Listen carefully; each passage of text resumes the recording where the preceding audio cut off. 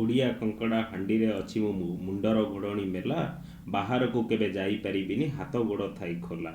ଆପଣା ଭିତରେ ଝଗଡ଼ା ଆମର ବିପଦକୁ ଡାକି ଆଣେ, ଉପରକୁ ଯେବେ ଉଠିବାକୁ ଯାଏ ପଛରୁ କିଏ ଗୋଡ଼ ଟାଣେ। ସତରେ ଆମେ ଆଜି ବି ସେ ଓଡ଼ିଆ କଙ୍କଡ଼ା। ଇଏ ମୋ ସାର୍ଙ୍କର ଜଣଙ୍କର କବିତା ଥିଲା। ସତରେ ଆମେ ଆଜି ବି ସେଇ ଓଡ଼ିଆ କଙ୍କଡ଼ା ହେଇକି ରହିଛୁ, ଯେଉଁକୁ ବିଜୁବାବୁ ଦର୍ଶନ ଦେଇଥିଲେ।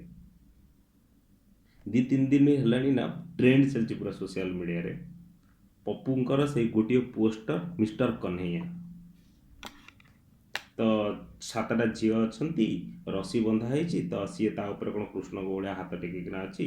ଆଉ ତ ମିଡ଼ିଆ ବାଲା କହିବା କଥା କି ସେ ସାରଥି ଭଳିଆ ହାତ ଟେକିକିରି ଅଛନ୍ତି। ସରି, ସେ ସାରଥି ନାଁଟା ନେବା ହିଁ ବଦନାମ, ନାଁଟା ନେବା ହିଁ ଖରାପ, କାହିଁକିନା ସେ ନାଁ କିଛି ଲୋକଙ୍କ ପାଇଁ ଭଗବାନ, କିଛି ଲୋକଙ୍କ ପାଇଁ ବଦନାମ। ତ ଆମ ଓଡ଼ିଆ ପରିସ୍ଥିତି ଆଜି ଏଇଆ। ତ ଜନୈକ ଧାବିକାଙ୍କର ମନ୍ତବ୍ୟ ହେଉଛି କି ଇଏ ପୋଷ୍ଟର ହେଉଛି ନାରୀ, ସିଏ ତ ଲେଖିଛନ୍ତି ତାଙ୍କ ସୋସିଆଲ ମିଡ଼ିଆରେ କି ମୋତେ ଯେତେ ମାଠିବୁ ତୁ ମାଠ, ମୁଁ ସେଇ ଦରପୋଡ଼ା କାଠ। ଇଏ ହେଉଛି ନାରୀକୁ, ସମାଜରେ ନାରୀକୁ ଏମାନେ ଉପଭୋଗ୍ୟ ବସ୍ତୁ ଭାବରେ ବ୍ୟବହାର କରୁଛନ୍ତି ଆଉ ନାରୀ ଜାତିକୁ ଅସମ୍ମାନ। ମହାଶୟ 3 ମାସ ନା 2-3 ମାସ ପୂର୍ବରୁ, ମାତ୍ର ବେଶୀ ଦିନ ବି ନୁହଁ, ଆପଣ ସମଲିଙ୍ଗୀ ଯୌନ ସମ୍ପର୍କରେ ବିବାହ କରିବେ ବୋଲି ମନ୍ତବ୍ୟ ଦେଉଥିଲେ। ଆପଣଙ୍କ ମା ମିଡ଼ିଆରେ କହୁଥିଲେ। ସେତେବେଳେ ଆପଣ କ'ଣ କହୁଥିଲେ? ଆପଣଙ୍କ ମା କହୁଥିଲେ କି 3 ମାସ ହେଲାଣି ସେ ଘରକୁ ପଇସା ଦେଉନି କି ଆମକୁ ପଚାରୁନି। କାନ୍ଦି କାନ୍ଦିକିରି ସେ ବୁଢ଼ୀ ମା ଜଣକ କହୁଥିଲା। ଆପଣ କ'ଣ ମନ୍ତବ୍ୟ ଦେଉଥିଲେ ମିଡ଼ିଆ ଆଗରେ? ମୋ ବ୍ୟକ୍ତିଗତ ଇଚ୍ଛା, ମୁଁ କିଛି ବି କରିପାରିବି, ଏଇଟା ମୋ ପର୍ସନାଲ୍ ମ୍ୟାଟର।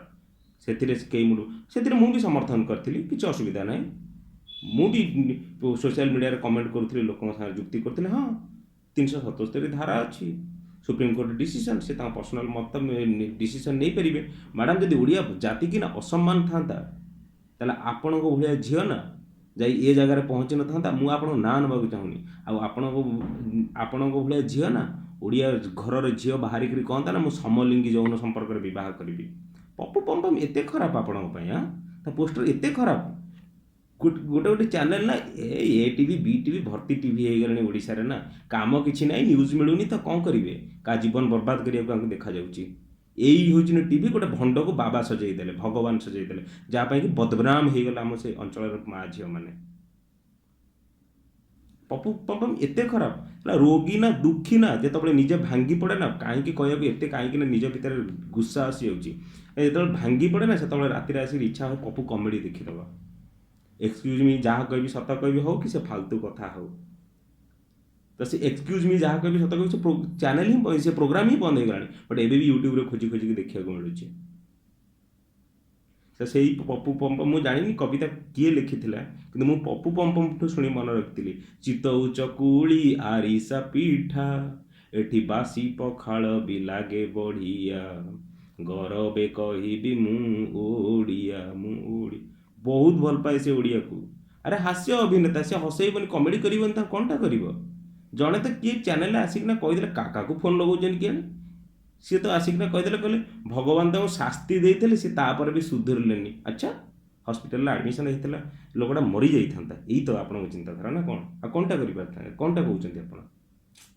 ସମ୍ମାନ କି ସମ୍ମାନ ଦେଇଛ ତମେ? ଇତିଶ୍ରୀ କି, ବେବିନାକୁ, କୁନ୍ଦୁଲି କି ସମ୍ମାନ ଦେଇଛ ତମ ଓଡ଼ିଆ?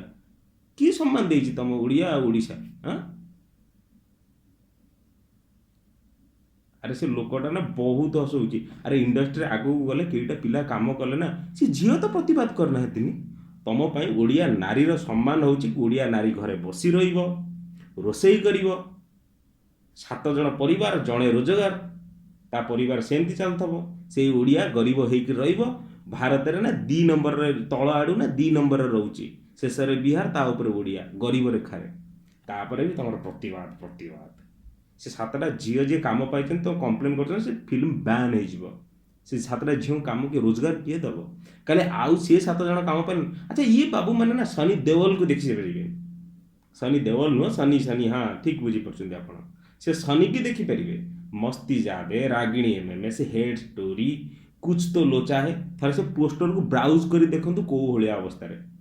ସେ ତୁମ ଭୁବନେଶ୍ୱର ମିଡ଼ିଆ, ଭୁବନେଶ୍ୱର ଓଡ଼ିଶାରେ ଯେତିକି ସେ ହିନ୍ଦୀ ମୁଭି ରିଲିଜ୍ ହେଉଛି, ସେ ମୁଭି ରିଲିଜ୍ ହେଉନି, ସେ ପୋଷ୍ଟର ତୁମ କାନ୍ଥରେ ଦିବାରରେ ଲାଗୁନି? ସେତେବେଳେ ତ କେହି କମ୍ପ୍ଲେନ୍ କରୁନ।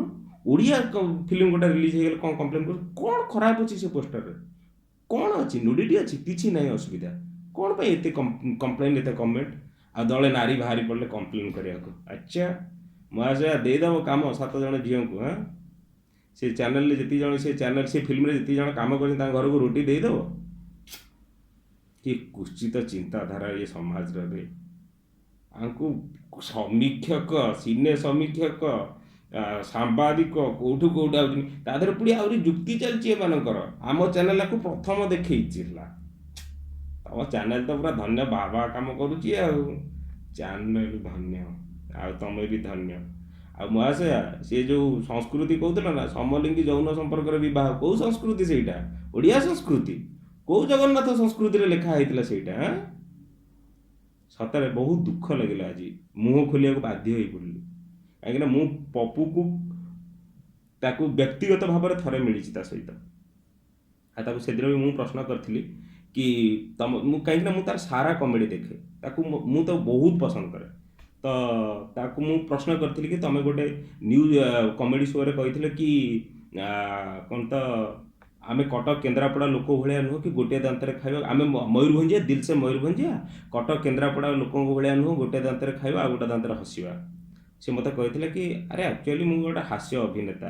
ସେ ପ୍ରୋଗ୍ରାମ୍ ଥିଲା ମୟୂରଭଞ୍ଜ ଲୋକ କେନ୍ଦ୍ରାପଡ଼ା କଟକିଆକୁ ଭଲ ପାଆନ୍ତି ନା। ତ ମୁଁ ତାଙ୍କୁ ଖୁସି କରିବାକୁ ସେ କଥା କହିଥିଲି। ତ ତା କାମ ସେଇଆ, ସେ ସେଇଆ କରିବ, ସେ ହସେଇବାକୁ ଆମକୁ ରହିଛି। ତ ସେ ଯେଉଁଠିକା ଲୋକଙ୍କ ପାଇଁ ଯାହା କହିବା କଥା ସେ କମେଡ଼ି କରୁଛି, ହସଉଛି। ସେ ତା ଭିତରେ ଖରାପ କ'ଣ ଦେଖାଯାଉଛି ଆପଣଙ୍କୁ? ବାରମ୍ବାର ଗୋଟିଏ ଲୋକକୁ ପୁରା ଟାର୍ଗେଟ୍ ହେଉଛି ଓଡ଼ିଶାରେ। କି କଥା! ମୋତେ ପପୁ ପମ୍ପ ପଇସା ଦେଉନି କି ମୁଁ କାହା ପାଇଁ ପ୍ରମୋସନ୍ କରିବାକୁ ମୁଁ ବସିନି। କିନ୍ତୁ ଏ ସମାଜରେ ଯିଏ ଆଗକୁ ବଢ଼ିବାକୁ ଯାଉଛି, ଏ ଓଡ଼ିଶାର ଇଣ୍ଡଷ୍ଟ୍ରି କେମିତି ଫିଲ୍ମ ଇଣ୍ଡଷ୍ଟ୍ରି ଆଗକୁ ଯିବ, କେଇ ଜଣଙ୍କୁ କାମ ମିଳିବ, ତା ଅନ୍ତତଃ ପକ୍ଷେ କିଏ ପ୍ରଚେଷ୍ଟା କରୁଛି, ଚେଷ୍ଟା କରୁଛି ନା, ତାକୁ ପଛରୁ ଟାଣ ନା। ସେ ଓଡ଼ିଆ କଙ୍କଡ଼ା ପ୍ରକୃତି ବନ୍ଦ କର। ଆକ୍ଚୁଆଲି ସତରେ ମୁଁ ହାତ ଯୋଡ଼ିକି, ମାନେ ମୁଁ ଜାଣିନି ଆପଣ, ସତରେ ମୁଁ ପୁରା ବହୁତ ଛାଡ଼। ମହାଶୟା ପ୍ଲିଜ୍, ଆପଣ ଯେତିକି ଥର ଟ୍ୱିଟ୍ ଆଉ ଫେସବୁକ୍ରେ ଲେଖି ସାରିଲେଣି ନା, ସେତିକି ଥର ଆପଣଙ୍କ ମାଆକୁ ଫୋନ୍ କରି ପଚାରନ୍ତୁ ମୁଁ ସମଲିଙ୍ଗୀ ଯୌନ ସମ୍ପର୍କ ଯେତେବେଳେ ବିବାହ କରୁଛି ତତେ କେମିତିଆ ଲାଗୁଛି। ସେତେବେଳେ ଧାରା 377 ଦେଖାଯାଉଛି, ଏଠି ଦେଖାଯାଉନି। ଏଠି ପପୁ ପମ୍ ପମ୍ କରିଦେଇଯିବା ପୁରା ନାରୀ ଉପଭୋଗ୍ୟ ବସ୍ତୁ। ନାରୀ ଉପଭୋଗ୍ୟ ବସ୍ତୁ ଆପଣମାନେ ବନେଇବାକୁ ଚାହୁଁଛନ୍ତି। ସେ ନାରୀ ଯିଏ ଘରୁ ବାହାରି ଆସିକରି ସେ ଫିଲ୍ମ କରିଛି ନା, ସିଏ ସେଇଭଳିଆ ଭାବିନଥିବ। ସିଏ ଯଦି ଭାବିଥାନ୍ତା ସିଏ କାହିଁ କରିଥାନ୍ତା? ତ କାହିଁ ଅନଇଣ୍ଟେନସନାଲି ହେଉନି ନା, କାହିଁ ଇଚ୍ଛା ବିରୁଦ୍ଧରେ ତ ଏଠି ହେଉନି ନା। ଆଗକୁ ବଢ଼ୁ, ଓଡ଼ିଆ ଫିଲ୍ମ ଇଣ୍ଡଷ୍ଟ୍ରି ବି ବଢ଼ୁ, ଓଡ଼ିଆ ଇଣ୍ଡଷ୍ଟ୍ରି ବି ଆଗକୁ ବଢ଼ୁ, ତାକି ଓଡ଼ିଆ ପିଲା କାମ ପାଇପାରିବେ, ଓଡ଼ିଶା ଲୋକ ଆଗକୁ ଯାଇପାରିବେ। ନିଜ ଗୋଡ଼ ଟଣା ପ୍ରକୃତି ନା ବନ୍ଦ କରନ୍ତୁ। ଦୟାକରି ହାତ ଯୋଡ଼ି ଅନୁରୋଧ କରୁଛି, ଏ ମିଡ଼ିଆ ନା, ସତରେ ମିଡ଼ିଆ ତ ଯାହା କରିବା କଥା ସେ ତା କାମ କରୁଛି। ଏ ଭିଡ଼ ତ ଆମକୁ ଚାପିଦେବା ଆମ ଭଏସ୍। ଏଇ ମିଡ଼ିଆ ଗୋଟେ ଭଣ୍ଡକୁ ବାବା ଭଗବାନ ବନେଇଦେଲା। ପ୍ଲିଜ୍ ଆପଣମାନଙ୍କୁ ଯଦି ମୋ କଥା ଭଲ ଲାଗୁଛି, ଆପଣମାନେ ଭିଡ଼ିଓକୁ ଲାଇକ୍ କରନ୍ତୁ, ସେୟାର କରନ୍ତୁ, ଆଟଲିଷ୍ଟ ଲାଇକ୍ କରନ୍ତୁ। ଯଦି ଆପଣଙ୍କୁ ମୋ ମନ୍ତବ୍ୟ ଭଲ ଲାଗୁନି, ଆପଣ କମେଣ୍ଟ ବକ୍ସରେ ଲେଖିପାରନ୍ତି। କିନ୍ତୁ କଥା ହେଉଛି ଦିଲ୍ସେ ଜଣେ ଭଲ କାମ କରୁଛି, ଜଣେ ହସଉଛି, ଆଟଲିଷ୍ଟ କେତେ ଦୁଃଖୀ ରୋଗୀ ତାଙ୍କ ମୁହଁରେ ହସ ଦେଇପାରୁଛି। କପିଲ ଶର୍ମାକୁ କେତେ ଲୋକ ସପୋର୍ଟ କରୁଛନ୍ତି, କାରଣ ସେ ହସେଇ ପାରୁଛି ଲୋକଙ୍କୁ। କିନ୍ତୁ ଆମ ଓଡ଼ିଆ ଇଣ୍ଡଷ୍ଟ୍ରି ସେଇଆ ନୁହେଁ। ଆମେ ଓଡ଼ିଆ କ'ଣ ଏତେ ସଂସ୍କୃତି ଆମର ଉପରେ ହିନ୍ଦୀ ବାଲାଙ୍କ ଠାରୁ। ଆଜି ବଲିଉଡ଼ 2 ନମ୍ବର ଇଣ୍ଡଷ୍ଟ୍ରି ରହୁଛି ୱାର୍ଲଡରେ, ହଲିଉଡ଼ ପରେ ବଲିଉଡ଼। କିନ୍ତୁ ଆମ ଓଡ଼ିଆ ଇଣ୍ଡଷ୍ଟ୍ରି କେଉଁଠି ପଡ଼ିଛି? ଫିଲ୍ମ କରିଦେଇଛି, ତା ପୋଷ୍ଟର ଉପରେ ଏତେ ବଡ଼ ଫିଲ୍ମ।